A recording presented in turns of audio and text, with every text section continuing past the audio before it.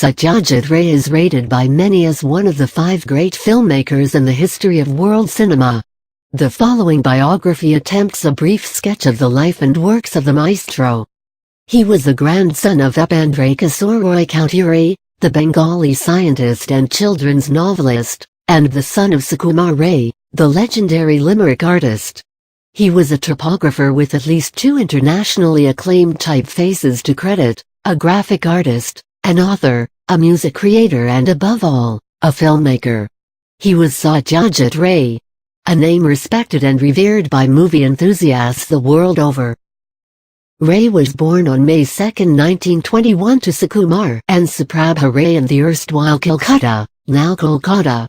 His initial years were not very remarkable. Having lost his father at the age of 2, he was brought up by his mother and his uncles. However, his interest in music and cinema was evident even then. He learned to read music and attended concerts, while bioscopes, as cinema was then known, remained a perennial favorite. After graduating from Presidency College in Kolkata, he went on to study the fine arts in Shantiniketan, the open-air university founded by Rabindranath Tagore, the Nobel laureate poet and philanthropist. More inclined toward the visual media of the celluloid, Ray spent most of his time in Shantiniketan poring over books on films and filmmaking. In 1943, Ray decided to cut short his education and joined the British advertising agency DJ Kamer as a visualizer. It was here that the idea of being a filmmaker slowly started taking root in his mind. In 1949, when the French stalwart Jean Renoir visited Calcutta to shoot his film The River, Ray sought an appointment with him. It is said that Renoir was so impressed with the young man that he encouraged Ray to take up filmmaking as a profession. In 1950, Ray was sent to London on a 6-month stint by his employer, and he took the opportunity to quench his ever-unsatisfied thirst for the cinema. During that 6-month period he saw over 100 films and was heavily influenced by Vittorio De Sica's The Bicycle Thief. As he later commented in one of his books, all through my stay in London, the lessons of bicycle thieves and neo-realist cinema stayed with me.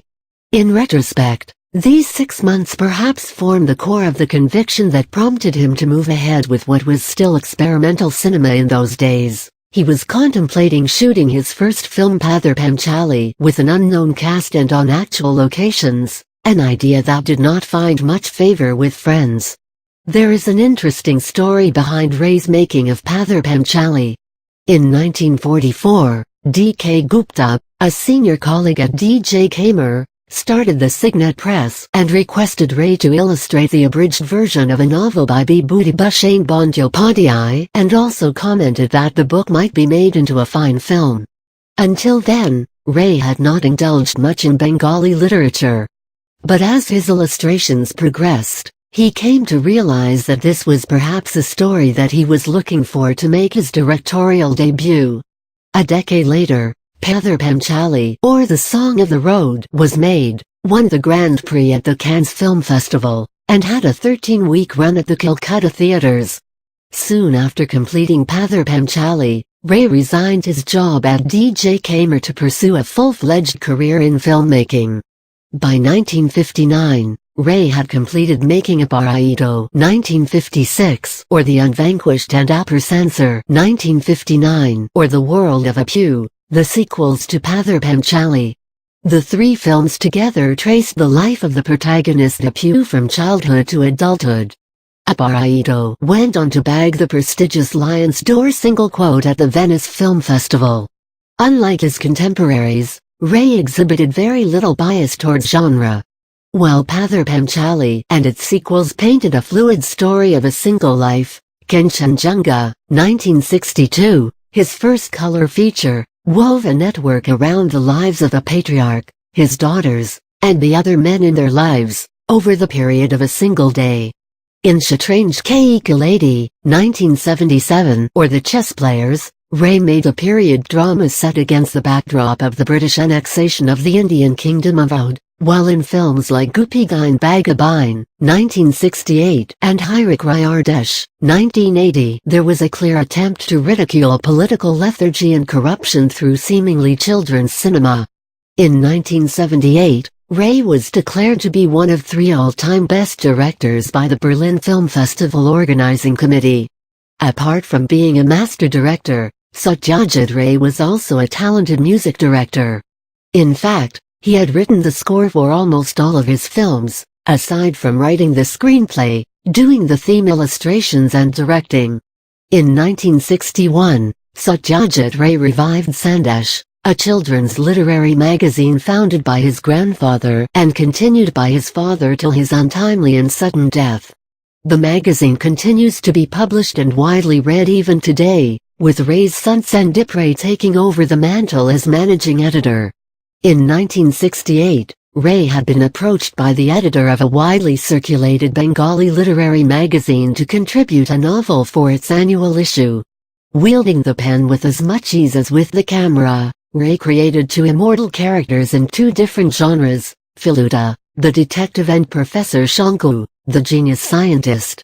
The adventures of Feluda gained such fame in the Bengali literary circles that Ray went on to make 2 full-length films, Shoner Kela, 1974, and Joy Baba Felunath, 1978, based on the master detective.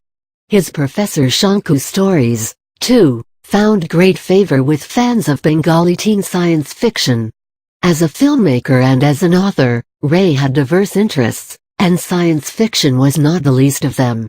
While making a sci-fi film in India was nearly impossible owing to financial and technical constraints, Ray had been approached to make a full-length Hollywood feature titled Alien, not to be confused with the Sigourney Weaver claim to fame classic, but the project fizzled out due to differences of opinion between the director and the producers.